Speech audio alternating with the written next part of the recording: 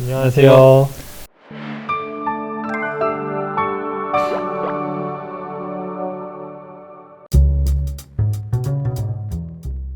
저는 한국산업기술평가관리원 소재부품재료기획팀의 서규영 전임연구원이라고 합니다. 네, 저는 반도체 디스플레이 팀에 있는 조영인 전임입니다. 과제 선정 프로세스에 대해서 간단하게 설명 부탁드릴게요. 사업 공고가 나가고 그 공고에 따라 평가 절차가 이루어지게 되고요. 평가 결과에 따라 선정 과제가 선정이 되고 선정 과제와 협약 체결 및 사업비 지급으로 선정 절차가 마무리되게 됩니다. 조금 더 세부적으로 알 수 있을까요? 네, 우선 공고되는 과제 유형으로는 지정 공모형, 품목 지정형, 자유 공모형으로 나뉘어지게 되고요. 지정 공모형 같은 경우에는 세부적인 기술 스펙, 목표치가 제시되게 되고요. 품목 지정형 같은 경우에는 대략적인 범위, 개발 범위가 지정되게 되고요. 자유 공모형 같은 경우에는 그런 제한 없이 자유롭게 수행자분들께서 지원해 주시는 과제로 분류되게 됩니다. 공고되는 과제의 세부 과제별로 유형이 다르니까요. 공고문 참조해 주시면 될 것 같고요. 사업계획서 같은 경우에는 여러 가지 작성 요령이 있겠지만 무엇보다 공고문에 나와 있는 유의사항을 유심히 읽어봐 주시고요. 사업 공고에 나와 있는 사업 목적 및 내용, 수행 방법, 추진 체계를 확인해 주시면 될 것 같고요. 사업 목적에 따라 세부 성과 지표가 달라지니까요. 그런 부분들 꼼꼼하게 확인해 주시고 지원해 주시면 될 것 같습니다. 다음으로는 평가 절차입니다. 평가위원은 저희 내부 시스템 및 여러 가지 툴로 섭외가 되고요. 그리고 섭외 역시 섭외 과정에서 그 과제에 신청해 주신 수행자 여러분들과의 여러 가지 이해관계가 배제된 공정성을 위해서 배제된 위원들로 구성되고 이 위원들을 통해서 신규 과제 선정평가위원회가 진행되게 됩니다. 과제 평가를 통해서 이제 과제를 선정을 하게 될 겁니다. 선정된 과제는 첫 번째로 평가위원회에서 나온 의견들, 과제에 충분히 이제 의견을 반영을 해야 되고요. 두 번째로는 적정한 사업비, 그러니까 인건비, 연구시설, 장비 및 재료비, 연구활동비, 연구수당 등을 적절히 계상을 해서 수정된 사업계획서를 만들게 됩니다.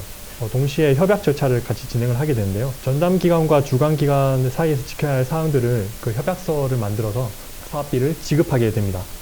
네, 이후로는 연구개발을 착실히 수행하면 되시겠습니다.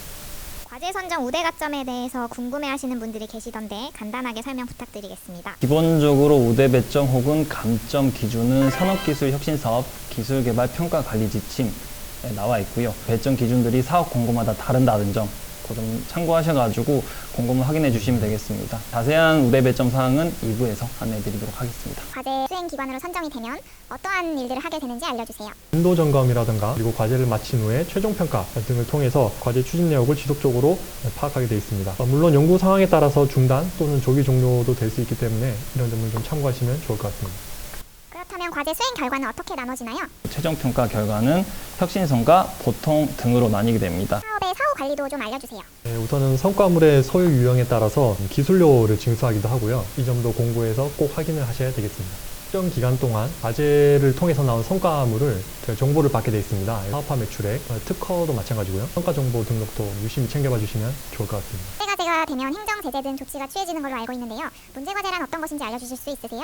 국가 연구개발 사업에서 말하는 문제과제란 연구개발 결과가 다소 미흡하다거나 혹은 정당한 절차 없이 기술개발 결과를 외부로 유출시키는 경우 또는 연구개발 재료 및 사업비 등을 잘못된 방법으로 오유용하시는 경우 등이 있습니다. 국가 연구개발 사업에 대한 참여 제재, 지원된 정부 출연금의 한수 등의 행정처분을 받게 되십니다. 성실히, 착실히만 과제 수행해 주신다면 문제 과제로 분류될 일은 없으니까 안심하셔도 될 것 같습니다.